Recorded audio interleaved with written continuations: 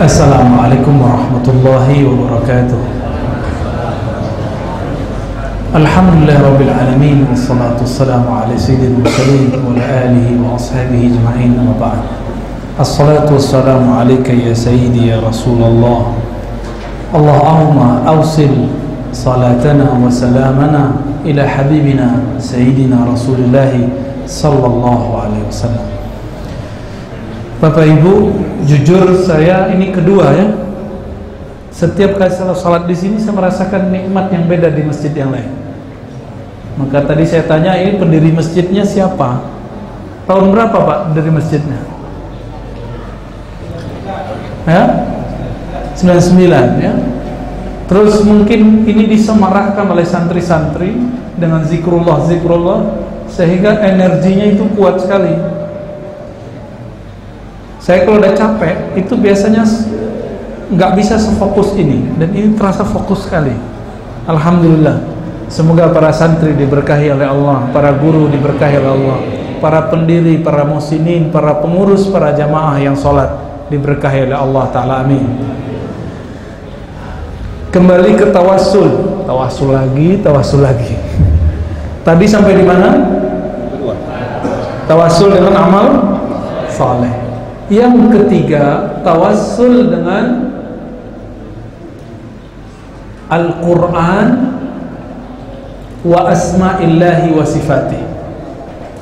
Tawassul dengan Al-Quran, baik membacanya berarti nomor 2 amalan, ataupun Al-Quran sebagai kalam Allah.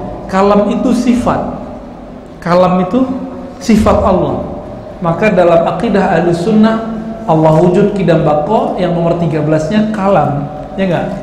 Nomor 20-nya mutakallim. Benar enggak? Maka bertawassul dengan sifat dan asma Allah itu salah satu cara tawassul yang tidak ada yang debat.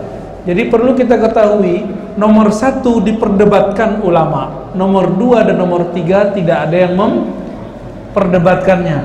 Maka saran saya kepada para pendai, pendakwah, pendoa, kalau masjidnya belum satu warna, silakan sering-sering tawassul dengan nomor 2 dan nomor 3. Kalau mau tawassul dengan nomor 1, amal sendiri aja.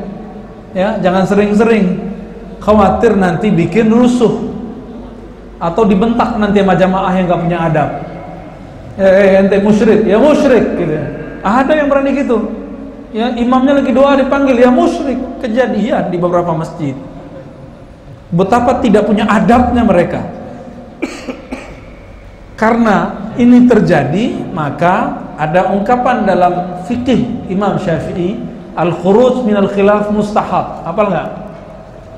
Keluar menghindari perdebatan itu mustahab, dianjurkan.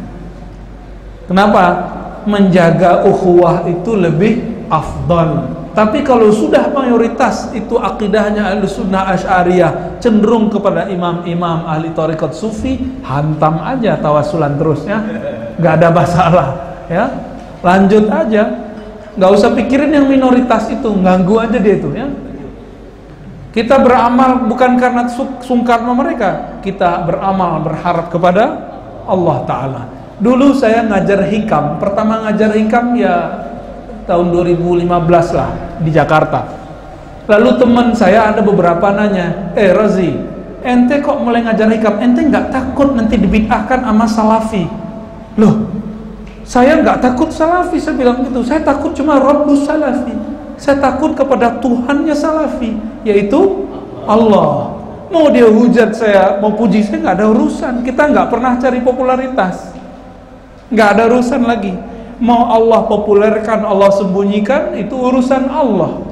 Wa ma tasyauna illa ay yasha Allah. Kalau orang sudah jatuh cinta kepada Allah, Allah buat terkenal dia ridho, Allah tidak terkenalkan dia ridho. Maka kita bukan hamba terkenal, bukan hamba sembunyi-sembunyi. Kita hamba Allah yang zahir dan al-batin. Yang ketiga tadi apa? Bertawassul dengan, contoh prakteknya apa? Birahmatika irhamna. Rahmah itu bagian dari sifat, namanya rahim. Rahmah itu sifat. Apalagi bi'izzatika. Tawassulnya iblis untuk nyesatin umat itu pakai bi'izzatika. Maka untuk melawan iblis kita harus tawassul dengan nama dan sifat Allah, izzah. Bi'izzatika ya Rabb fardud anna syaitan. Atau pakai kalimat lain, a'udzubillahi minasy syaitonir rajim. Itu sudah cukup. Karena iblis pun bertawassul. Tawassulnya dengan apa? Dengan sifat. Itulah tawassulnya dukun-dukun. Makanya dukun doanya mustajab juga, padahal dia musyrik. Kenapa? Dia tawassul sama sifat Allah. Ini disebut dengan sifat atau asma yang izam, ismul a'zam. Mau mukmin, mau munafik, mau dukun, mau wali, kalau manggil dengan nama itu pasti Allah jawab. Makanya doa mustajab belum tentu jaminan dia seorang wali. Wali Allah maksudnya. Siapa tahu dia wali syaitan. Ya. Jadi jangan senang dulu kalau doanya antum itu dikabulkan Allah, siapa tahu wali syaitan. Ya. Harus takut, setiap dikabulkan oleh Allah tambah takut. Ya Rabb, ini aku wali engkau atau wali musuhmu, yaitu syaitan dan iblis. Taib. Jadi yang paling aman tawassul pakai apa? Amal soleh dan Al-Quran serta asma dan sifat. Silakan yang dua ini banyak-banyakin, yang nomor satu nggak apa-apa, sering ya dikurang-kurangin. Tapi untuk amal pribadi nggak masalah. Ya, taib. Namun ada satu hal yang penting, ini kita sebut tanbih, peringatan, warning. Dalam akidah ahlu sunnah dan fikih 4 mazhab, tawassul bukan bagian dari akidah, tapi tawassul bagian dari bab doa. Cara doa masuk ke bab fikih. Oleh karena itu, perbedaan masalah cara tawassul dalam mazhab fikih tidak membuat orang musyrik, cuma beda mazhab fikih. Mirip-mirip kayak orang beda kunut sama nggak kunut. Musyrik nggak kalau orang nggak kunut, kita kunut? Atau kita nggak kunut, teman kita kunut, musyrik nggak dia? Enggak. Mirip-mirip begitu. Jadi bagi orang fikih 4 mazhab, bertawassul bukan bab akidah. Siapa yang naruh di bab akidah? Al-Wahhabiyah, ya, As-Salafiyah. Kita terus terang aja di sini ya, kita nggak tahan-tahan lagi. Ya, mau ngapain tahan-tahan lagi? Nanti masuk angin. Nahan-nahan sendawa masuk angin, Pak. Maka orang masuk angin pemikiran sering. Kenapa? Nggak mau menunjukkan akidah sendiri, sedangkan orang bangga dengan kemungkarannya, bangga dengan kejahilannya, bangga dengan keanehan-keanehannya, keekstrimannya, kekakuannya. Masa kita nggak bangga dengan ilmu yang Allah berikan kepada kita? Rata-rata orang yang tidak bangga, yang nggak mau show up, menunjukkan keilmuannya, karena dia belum talaqi, belum ngambil ilmunya dari guru, jadi banyak ragunya. Maka coba lihat sahabat saya, sahabat Ustadz Hanafi juga, Ustadz Zulhendri. Itu kalau ngeritik Syekh Albani, terang-terangan atau diam-diam? Terang-terangan. Ya, nggak takut. Itu gaya orang-orang Al-Azhar kebanyakan itu ya. Jadi saya udah nyaksiin, begitu emang. Kenapa? Dia talaki di sana. Ya. Jadi Bapak Saudara makan Allah, ini yang hadir sudah sah disebut talaqi, walaupun cuma sekali berapa, sekali 3 bulan, sekali 2 bulan ya. Alhamdulillah. Jadi menurut kita berdasarkan hadis-hadis tadi dan fikih dan akidah, bahwa bertawassul bukan perkara akidah. Maka beda tawassul bukan beda akidah, cuma beda fikih. Berarti sudah oke? Maka tidak sah, tidak boleh, tidak benar, dan tidak dapat ditoleransi orang yang menilai orang yang bertawassul itu musyrik. Gak bisa diterima. Maka tolong yang punya pesantren, perhatikan kitab akidahnya. Tanggung jawab dunia akhirat. Wallahi, demi Allah antum tanggung jawab dunia akhirat. Oh ini untuk perbandingan Ustaz? No ya. Yang bisa perbandingan itu orang level ulama atau calon ulama.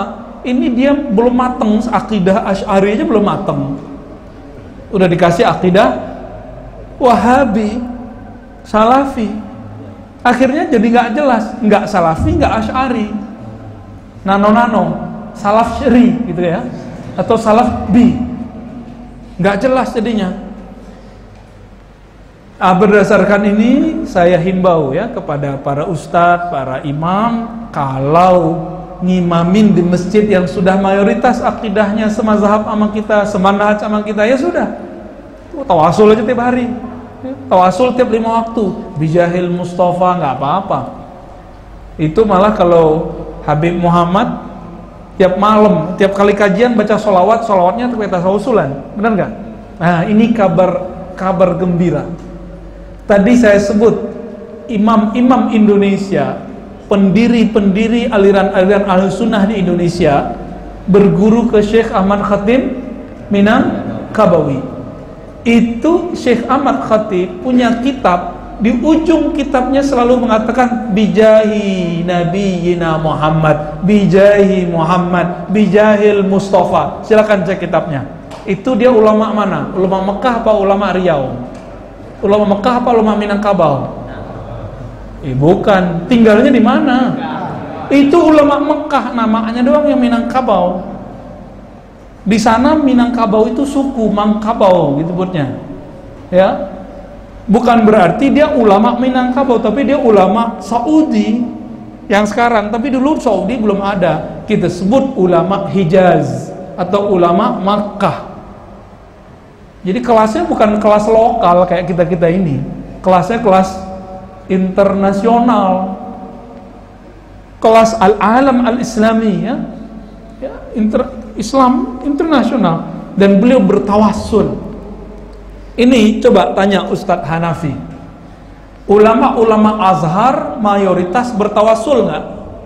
Bertawassul, mulai dari Syekhul Azhar, Syekh Ahmad Thayyib, mantan mufti Syekh Ali Jum'ah, Syekh Omar Hashim yang ahli hadis, Syekh Ahmad Ma'bad, syekh-syekh yang lain, semuanya bertawassul. Apalagi yang sufi-sufinya seperti Syekh Yusri, itu tawassul tiap hari. Azhar loh ya, ada yang berani ulama Azhar musyrik, kita sembelih nanti ya, berani macam-macam sama ulama Azhar. Sembelihnya nggak pakai pisau pak, pakai kata-kata ya, biar kelepek-kelepek gitu.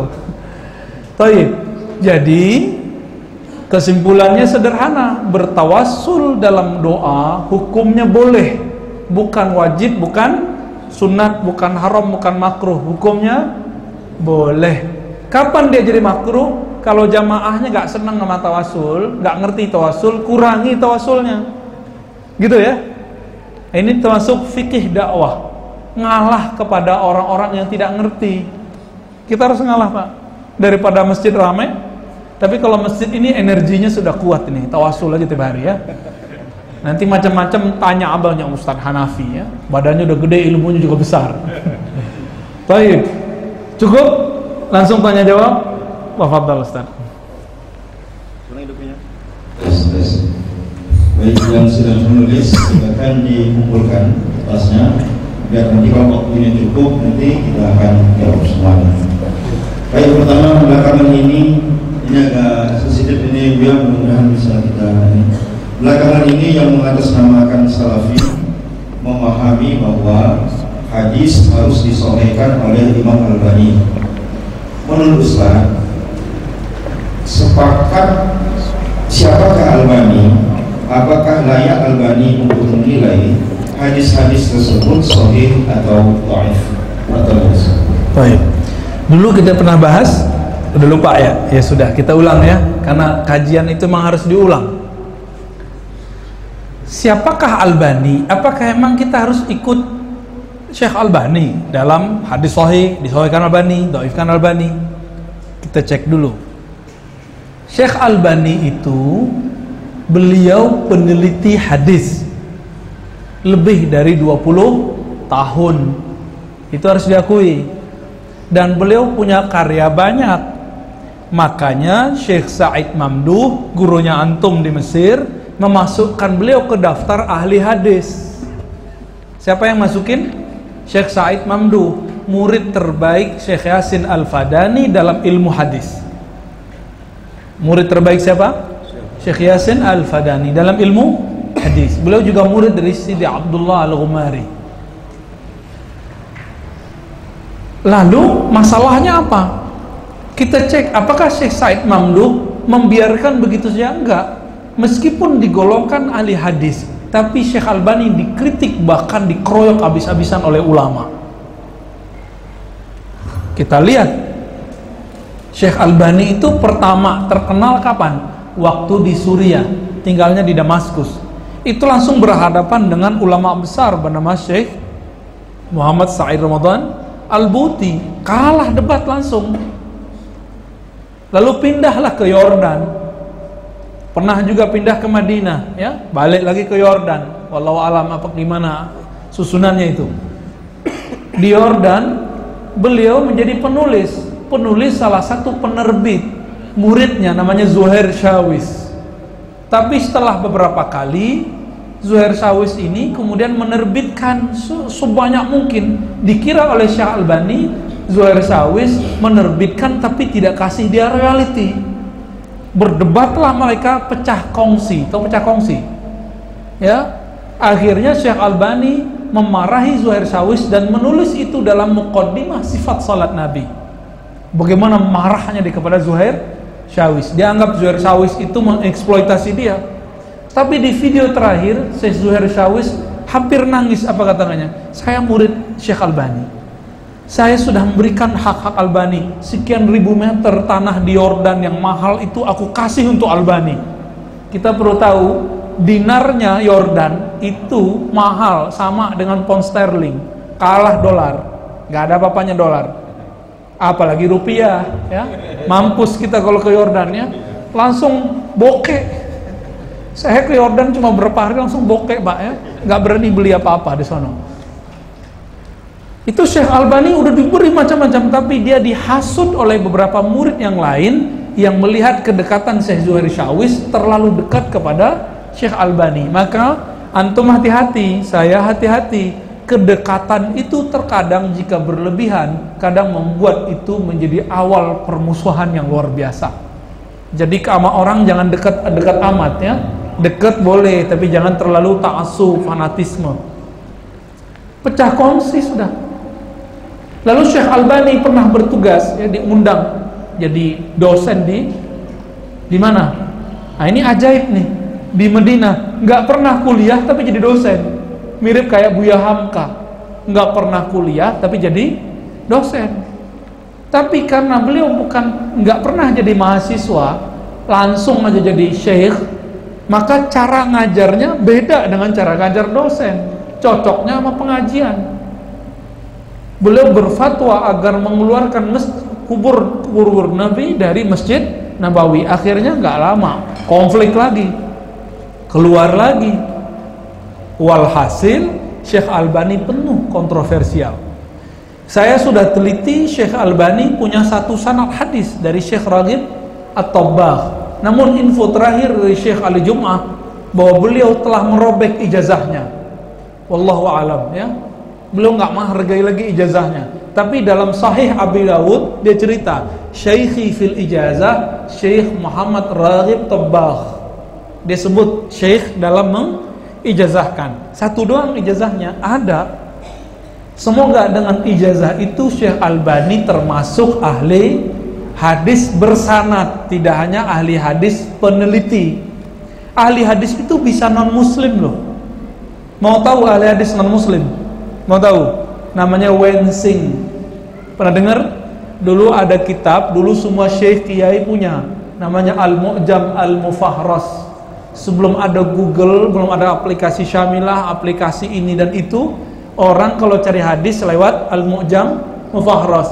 Itu pimpinan proyeknya namanya Wensing, ahli hadis orang Belanda. Tapi sampai mati tidak percaya hadis dari Rasulullah sallallahu alaihi wasallam. Ahli hadis tapi kolbunya berhadas. Itu nasibnya, kasihan nggak tuh? Kasihan. Maka ahli hadis tuh nggak mesti mukmin. Kan itu peneliti doang. Tapi kalau muhaddis pasti mukmin. Muhaddis itu yang man qala haddatsana, yang meriwayatkan hadis langsung dari gurunya, dari fulan disebut muhaddis. Semoga Syekh Albani disebut muhaddis karena satu sanad itu cukup insyaallah. Ya. Saya kapan ternyuh dengan Syekh Albani? Setelah saya kritik Syekh Albani habis-habisan di pengajian-pengajian, ternyata sampailah kitab itu, Sifat Salat Nabi. Kita baca sampai akhir dari maghrib sampai isya. Di akhir dia berdoa, ya Rabb, jadikan aku orang di hari kiamat yang berkumpul di zumratil muhaddisin, di kelompok ahli hadis. Itu saya nangis tuh bacanya. Oh, ternyuh juga kita. Berarti Syekh Albani sebenarnya niatnya baik, cuma manhajnya tidak tepat. Jadi mungkinkah orang punya niat baik, manhajnya tidak bagus? Mungkin. Bukankah aliran-aliran sesat itu sebenarnya tidak mau sesat tapi manhaj dia sesat, benar nggak? Mohon maaf, agama-agama lain tujuannya baik nggak? Tapi cara beragamanya benar nggak? Nggak benar. Apalagi dalam persoalan hadis. Syekh Albani itu seharusnya jadi peneliti hadis aja, nggak usah menjadi mufti, tapi dia suka berfatwa. Padahal dia tidak pernah kuliah, nggak pernah dapat ijazah untuk berfatwa. Kami untuk fatwa dapat ijazah dulu dari guru, tapi sampai sekarang kita nggak pernah menilai diri kita bisa berfatwa, cuma nukil fatwa aja. Jadi bolehkah Syekh Albani dijadikan rujukan dalam sahih tidak sahih? Boleh dengan syarat. Dengan syarat apa? Tidak ada kontradiksi antara dia dengan ulama-ulama yang huffaz. Contohnya, Imam Tirmizi bilang hadisnya sahih atau hasan, terus Albani bilang dhaif pakai Imam Tirmizi. Contohnya apa? Dulu pernah kita kasih contoh. Imam Tirmizi menyebut hadis mengazankan anak baru lahir, hadisnya sahih hasan. Tapi Syekh Albani bilang dhaif. Kita pakai mana? Imam Tirmizi. Imam Tirmizi murid siapa? Murid Bukhari. Gurunya ratusan. Syekh Albani gurunya cuma satu. Oh, Syekh Albani itu kutub buku, lebih kutub buku Imam Tirmizi. Ya, Syekh Albani banyak hafal hadis yang benar. Buktikan kalau iya. Ya, kita udah dengar rekaman-rekaman Syekh Albani itu nggak hafal sanad hadis. Alhamdulillah kita minimal hafal lah satu sanad hadis inamal amal niat dari kita sampai ke Nabi ya. Nanti kita sambung-sambung dengan riwayat-riwayat yang lain, insya Allah. Ya, saya juga masih ngafalin Sahih Bukhari, belum selesai.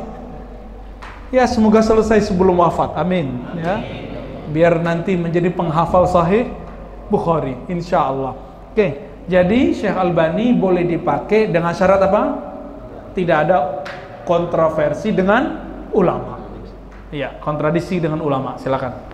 Ustaz, kalau saya Ustaz, oh iya. ada pertanyaan yang lainnya berkaitan dengan tawassul. Dalam kitab Qaidah Jalilah fi Tawassuli wal Wasilah karangan Ibnu Taimiyah dikatakan ada dua, yaitu tawassul dengan iman dan amal, takut taat kepada Allah. Yang kedua tawassul dengan doa orang yang masih hidup. Sedangkan yang ketiga tawassul dengan zat Rasulullah sallallahu alaihi wasallam dan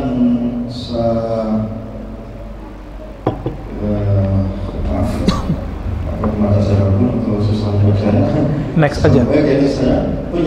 Pertanyaannya adalah satu, pendapat yang di atas berbeda dengan apa yang disampaikan oleh Buya, terutama dengan tawassul zat yang memang nikmat. Pendapat ulama itu dilarang.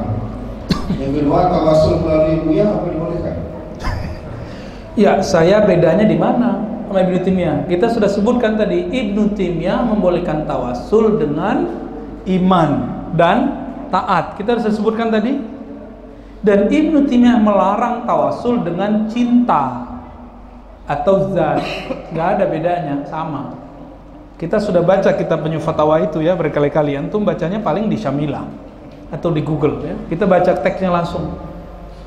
Jadi nggak beda, sama kok. Ibnu Taimiyah membolehkan tawassul dengan iman, terus apalagi taat. Tapi dia melarang tawassul dengan cinta dan zat Nabi SAW. Maka kalimat bijahin Nabi itu nggak boleh bagi Ibnu Taimiyah. Inilah maka Ibnu Athaillah pengarang kitab Hikam sempat mendebat Ibnu Taimiyah. Oleh karena itu murid-murid Ibnu Taimiyah menulis ketika ada biografi Ibnu Athaillah Sekandari, ditulis kana syadidan ala Ibnu Taimiyah. Orang ini keras sekali memantah Ibnu Taimiyah. Saking bencinya mereka Imam Ibnu Athaillah. Mereka senangnya kalau ada orang muji Ibnu Taimiyah. Mana ada orang dipuji semua orang? Gak ada ya. Jangan tawassul sama saya. Ya. Jangan tawassul dengan saya. Tawassul sama Rasulullah sallallahu alaihi wasallam ya. Tawassul dengan imam-imam yang soleh yang sudah pasti wali. Saya kan belum pasti wali. Kalau wali murid pasti. Tapi doakan saya jadi wali Allah beneran. Amin ya. Kalaupun saya jadi wali jangan tawassul sama saya ya. Tawassul dengan Sayyidus Salihin Nabi Muhammad sallallahu alaihi wasallam. Baik, Ustaz katakan sepakat dengan pendapat bahwa tawassul pada orang soleh yang meninggal hukumnya mubah. Pertanyaan, tawassul pada amal solehnya, ini ada 3 pertanyaan Ustaz, kita selesaikan dulu. Tawassul pada amal solehnya atau orangnya? Satu. Yang kedua, di berbagai rumah makan di Pekanbaru ada foto orang soleh. Apakah itu tawassul kepada orang yang soleh? Iya. Yang ketiga, bolehkah berdoa dengan redaksi seperti ini, Pak? Doakan aku ya agar aku sukses, agar aku cepat nikah dan lainnya. Padahal bapaknya itu telah meninggal. Doa itu diminta saat ziarah kubur. Iya, iya. Masuk kemana tuh pertanyaan yang terakhir? Tawassul dengan nomor 1, 2, 3. Nomor 1 tadi apa? Bertasul dengan zat, kemuliaan seseorang. Yang terakhir supaya dapat jodoh itu tawassul yang mana tuh? Yang jodohnya baru 1 atau jodohnya belum sama sekali? Itu tawassul yang mana? Bizat. Boleh nggak? Kalau bapaknya soleh boleh. Tapi khawatir saya bapaknya nggak soleh. Apa kata Imam Al-Baihaqi dari Imam Al-Balkhi, Abi Muhammad Al-Balkhi kalau nggak salah, kam min qabrin yuzar wa ahluhu yu'azzab. Betapa banyak kubur yang dia zarahi tapi orang dalam kubur sedang disiksa padahal orang-orang ngira dia orang soleh. Banyak itu ya. Jadi jangan-jangan malah nggak bakal mustajab. Jadi kayaknya yang gagal-gagal nikah ini tawassulnya begituan ya. Jadi tawassul dengan amal soleh itu tidak ada perdebatan karena hadisnya sahih. 3 orang yang terjebak di goa itu menyebutkan, ya Allah dulu saya begini, tolong kabulkan doa kami karena amal itu. Tapi tadi perkataan Said Muhammad Alawi Al-Maliki, jika tawassul dengan amal soleh dibolehkan, apalagi tawassul dengan orang. Karena mungkin nggak bayangin amal soleh tanpa ada orangnya. Coba bayangin orang sholat tapi nggak ada orangnya. Bisa nggak? Amal soleh nggak ada orangnya, bisa nggak? Tuh gagal paham semua tuh, pada bengong kan? Itu bukti kalau nggak bisa. Oleh karena itu, jika bertawassul dengan amal soleh diperbolehkan, apalagi dengan orang yang soleh. Saya belum tentu soleh di hadapan Allah, jadi jangan tawassul dulu sama saya ya. Terus gimana kalau di Pekanbaru? Nggak hanya di Pekanbaru, sampai ke Papua sono ada ya rumah makan orang Pariaman itu namanya Tuanku Saleh. Saleh juga namanya ya. Tuanku Saleh ini salah satu figur legendaris di kalangan orang Pariaman. Dulu beliaulah yang mengislamisasikan. Kalau Islam udah masuk ke Pariaman, tapi mengislamisasikan orang Pariaman. Sehingga dengan ajaran beliau banyaklah orang yang jadi soleh. Doa-doanya mustajab. Kalau beliau ada, setan kabur, sihir-sihir hancur. Oleh karena itu, supaya mengenang ajaran-ajaran beliau, orang Pariaman biasanya yang buka usaha taruh tuh di ini, tunggu dulu, jangan sebut dulu hukumnya. Saya mau tanya nih ya. Kalau majang di sekolah, ini kan orang sekolahan nih. supaya aman waktu akreditasi. Iya, majang foto. Ayo siapa ayo? Gimana, boleh nggak? Boleh nggak? Boleh. Supaya apa? Aman dari akreditasi. Itu kan sihir baru itu. Walaupun 02 ya? Iya, tolak bala baru itu. Masa ama dia aja boleh, ama Angku Soleh nggak boleh, kan aneh. Majang foto pacarnya boleh, majang foto Angku Soleh kok nggak boleh? Oh ternyata dia punya mazhab, foto itu haram. Ya sudah, udah nggak bisa ngomong kita sama dia. Gimana mengharamkan foto? Dia kajiannya direkam, streaming lagi. Kalau ngerti ilmu tentang ilmu apa namanya nih? Multimedia.